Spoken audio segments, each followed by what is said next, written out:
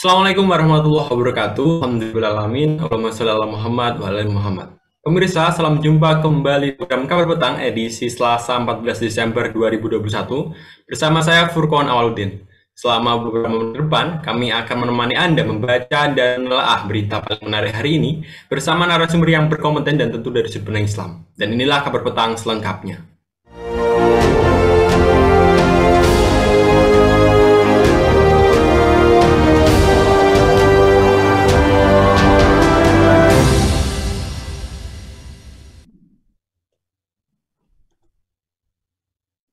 Harga diprediksi masih terus mahal hingga tahun depan. Pasalnya, harga bahan baku minyak goreng, minyak sawit atau crude palm oil atau CPO masih tinggi.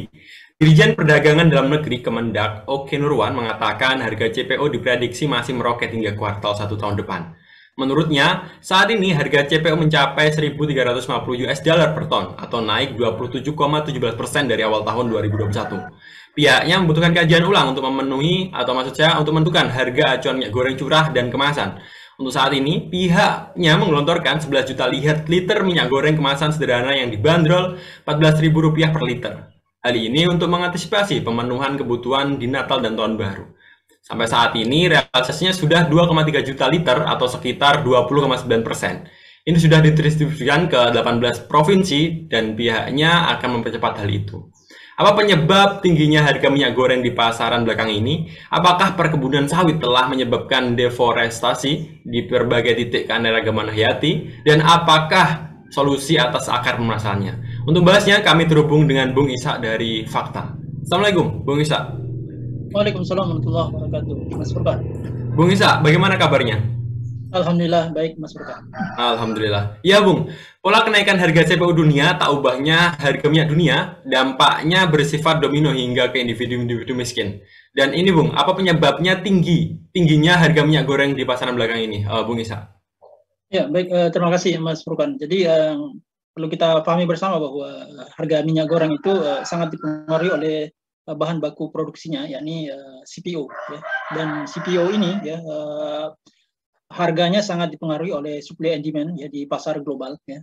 Kita ketahui bersama bahwa 85% ya, supply CPO itu berasal dari Indonesia dan Malaysia. Ya.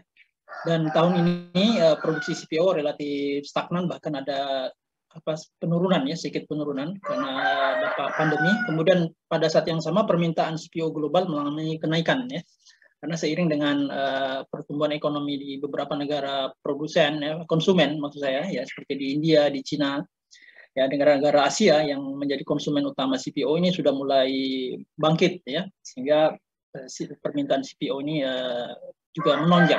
Nah, ketidakseimbangan antara harga permintaan CPO yang meningkat dan kemudian dengan supply yang relatif stagnan ini mendorong kenaikan harga CPO di pasar global ya.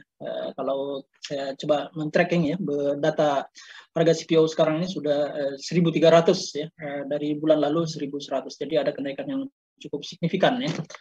Sehingga ini kemudian mempengaruhi harga bahan baku pembuatan minyak goreng di dalam negeri ya. Yang kemudian juga itu dimanifestasikan dengan kenaikan harga minyak goreng ya, dari sekitar kalau sekarang rata-rata sekitar 17.000 ya, 17.000 bahkan 18.000 per liter dibandingkan dengan bulan-bulan sebelum bulan Oktober yang masih di kisaran 13.000 atau 14.000 rupiah. Jadi begitu Mas Furqan gambaran umumnya. Iya, Bung Isa. Bung, Indonesia adalah negara yang memiliki industri perkebunan sawit terluas di dunia ini, Bung. Apakah ada ulah kartel karena kenaikan harga minyak goreng sangat ekstrim, Bung, dan perkiraannya akan semakin naik? Menurut Bung Isa bagaimana nih, Bung? Saya kira kalau kartel antara negara bisa saja terjadi, tetapi secara domestik ya, produsen sawit di Indonesia cukup besar ya, dan memang produsen sawit ini sebagian besar adalah korporasi-korporasi raksasa ya, yang bisa saja mereka melakukan koordinasi ya, untuk menetapkan harga di pasar global ya. Tapi saya kira relatif agak berat ya, karena persaingan antara produsennya juga cukup tinggi ya. Tapi menurut saya yang paling berpengaruh adalah tadi faktor supply dan demand yang tidak seimbang tadi, ya, sehingga menciptakan keseimbangan baru berupa kenaikan harga CPO di pasar global ini. Dan saya kira nantinya ya, seiring dengan mulai stabilnya permintaan global dan kemudian produksi sawit di Indonesia dan Malaysia yang mulai mengalami kenaikan ya, harga minyak goreng ini diperkirakan akan kembali turun, tapi ini mungkin masih berjalan beberapa bulan ke depan ya. Nah, sehingga kita harus siap-siap dengan harga CPO yang cukup tinggi ini. Tapi saya kira faktor kartel di kalangan produsen ya, Indonesia masih berpotensi terjadi. Jadi seperti itu, Mas Furqan. Iya, Bung Isa. CPO di pasar global sedang meningkat nih, Bung. Apakah pemerintah melalui Kementerian Perindustrian dan Kementerian Perdagangan bisa mengendalikan jumlah ekspor CPO, Bung, untuk disesuaikan dengan kebutuhan dalam negeri? Ya, saya kira produksi CPO kita ya, sebagian besar itu kan 2/3-nya itu diekspor. Ya, ekspor dan sepertiganya itu dikonsumsi di dalam negeri, baik untuk untuk pangan ya, untuk minyak goreng atau mungkin untuk bahan kimia ya, untuk pembuatan deterjen, sabun dan sebagainya, dan juga untuk program biodiesel ya, jadi B30, di mana 30% dari pasokan solar itu dicampur dengan biofuel ya, dan itu semuanya berasal dari CPO, sehingga permintaan domestik ya diperkirakan juga akan tinggi ya. Nah, lalu bagaimana ya peran pemerintah dalam hal ini untuk mengendalikan harga CPO ini? Saya kira yang pertama adalah melepaskan ya stok minyak ya. Kemarin Kemendak mengatakan bahwa dia memiliki stok 11 juta liter ya. Saya kira ini distribusinya harus dipercepat ya, sehingga bisa mengurangi ya kenaikan harga di tingkat konsumen. Kemudian yang kedua, saya kira memang pemerintah bisa saja ya melakukan pembatasan ekspor ya, dan pembatasan ekspor dengan memprioritaskan harga penggunaan CPO di pasar domestik. Tapi saya kira karena sebagian besar produksi CPO ini dipegang oleh swasta, sehingga mereka mungkin tidak akan mau untuk menjual dengan harga domestik yang lebih rendah dibandingkan mengekspor dengan harga yang lebih tinggi. Sehingga intervensi pemerintah untuk menekan harga ini dari sisi produsen relatif terbatas atau kecil sekali peluangnya. Nah, yang bisa dilakukan kemudian yang ketiga adalah melakukan intervensi melalui Bulog, saya kira. Jadi selama ini memang kita punya persoalan ya, karena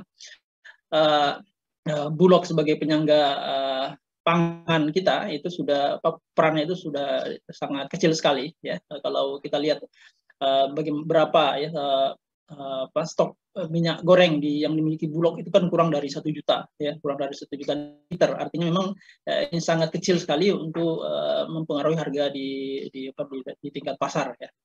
Ya, jadi itu mungkin yang langkah-langkah yang bisa dilakukan. Jadi saya kira yang pertama tadi bagaimana mempercepat distribusi stok minyak mentah yang dimiliki oleh pemerintah. Kemudian yang berikutnya adalah saya kira mengurangi pajak-pajak yang terkait dengan minyak goreng ya, karena pajak produsen dan pajak konsumen ini kan juga cukup berpengaruh.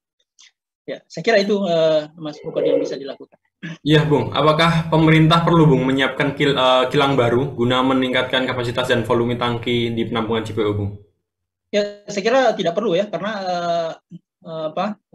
karena memang kenaikan harga masalah supply ya, supply yang turun ya, kemudian permintaan yang naik ya, dan pada masanya nanti akan terjadi keseimbangan baru, dan saya kira ini harga ini akan kembali turun ya, seiring dengan kenaikan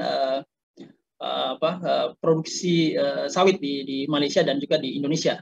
Tetapi dalam jangka panjang memang pemerintah perlu memiliki stok cadangan pangan yang cukup kuat ya, sehingga dalam kondisi seperti ini pemerintah bisa melakukan intervensi yang lebih besar ya. Kalau sekarang kan agak kesulitan karena seperti saya katakan tadi, cadangan pangan kita termasuk minyak goreng ini sangat kecil ya, dan memang pemerintah sepertinya lebih banyak menggantungkan pada suplai pasar ya, yang suplai pasar ini sangat fluktuatif gitu ya.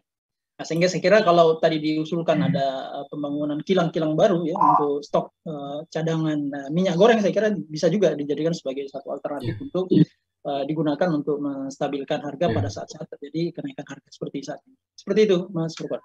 Iya Bung, pertanyaan selanjutnya nih Bung, apakah pemerintah perlu juga berupaya mencari alternatif pengganti tanaman penghasil minyak nabati ini Bung? Ya, saya kira kalau minyak nabati yang alternatifnya ya, kalau di Indonesia kan saya kira ada minyak kelapa ya, kelapa dalam ya. Kalau mungkin di luar negeri ada minyak bunga matahari ya, canola dan sebagainya itu ya. Dan alternatif ini relatif lebih mahal ya, relatif lebih mahal, sehingga mungkin yang perlu kita lakukan bukan mencari substitusinya, tapi bagaimana agar supply ya, supply dari produksi CPO ini bisa diperbaiki sehingga harganya ini bisa kembali ditekan ke bawah.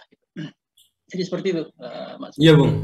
Seluruh dunia tahu nih persoalan global CPO tak hanya seputar minyak goreng sebagai salah satu bahan pangan pokok. Lebih dari itu mungkin sudah menyangkut perubahan iklim, bahkan energi nabati.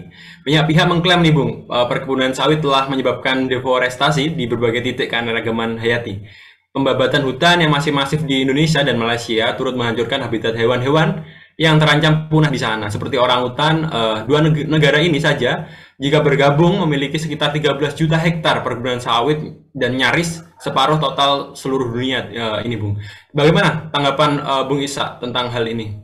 Ya, saya kira juga kita sama-sama menyadari ya bahwa produksi CPO di Indonesia ini juga sangat tidak berimbang ya dengan penjagaan kelestarian lingkungan ya, karena memang perluasan sawit ya, produksi sawit ini akan berdampak pada perluasan deforestasi ya. Kalau kita melihat perdebatan kemarin pemerintah di KTT iklim di Glasgow itu kan disebutkan bahwa terbukti bahwa deforestasi dalam 5 tahun ini naik terjadi sekitar 2 juta ya, 2 juta hektar. Ini saya kira angka yang sangat tinggi dan ini berdampak negatif terhadap kelestarian lingkungan dan termasuk mempengaruhi ya, ekosistem habitat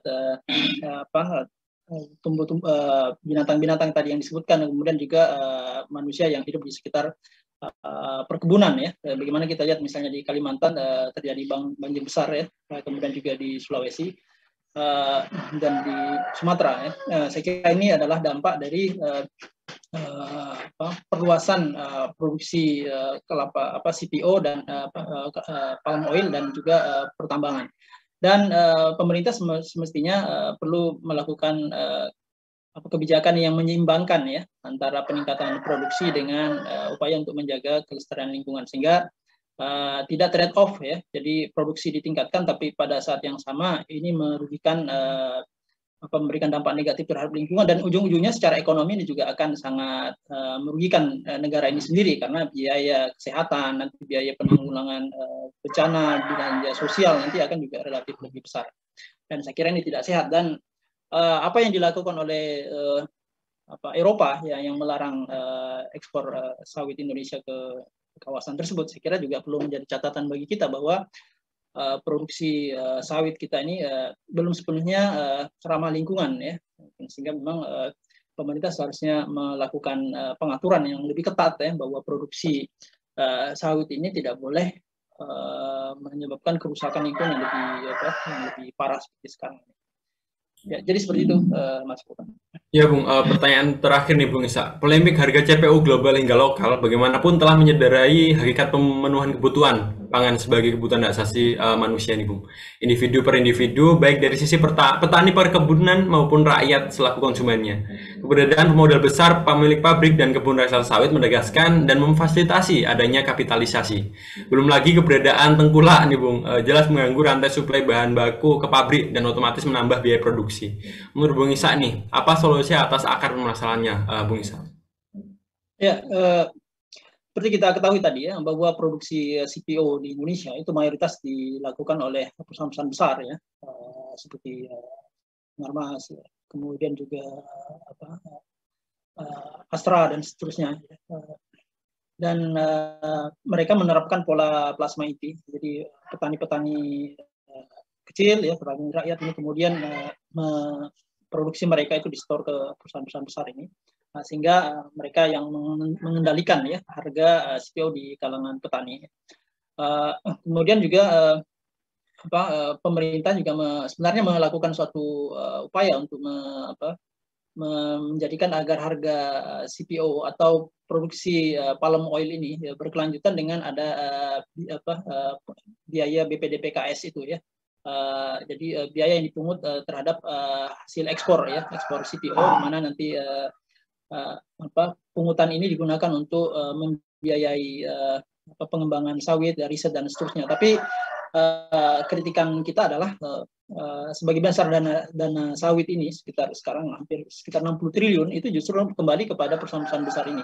Semestinya pemerintah yang memiliki kontrol ya, dalam Departemen Keuangan memiliki kontrol, dana-dana ini digunakan untuk memberdayakan petani-petani sawit ya, yang selama ini memang naik meskipun harga sawit ini relatif tinggi, tapi kehidupan mereka tidak jauh lebih baik ya, karena memang pola relasi antara korporasi dengan petani rakyat ini relatif buruk ya.